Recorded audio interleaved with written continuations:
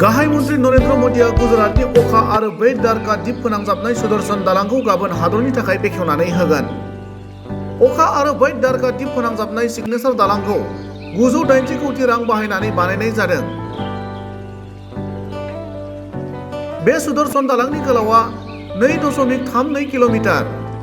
बेयो जाबाय हादरनि बयनिख्रुइबो गोलावसिन केबल ब्रिज।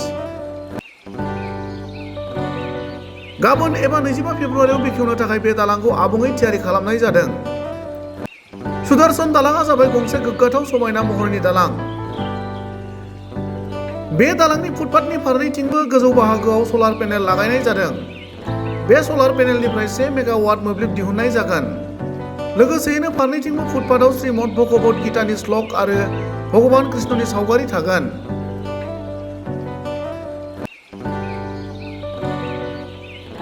बे दालांआ द्वारका आरो बेट द्वारकानि गेजेराव दावबायनाय सिबियारिफोरनि समखौ खमायगोन आरो थांलाय फैलाय खालामनायनि खाबुआ गोरलै जागोन।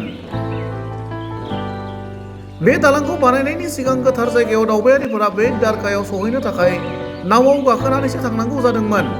लोगोसेयैनो देवभूमि द्वारकानि दावबायारिफोरनि गोसोखौ मैखोमै बोनो हानाय दालां जागोन।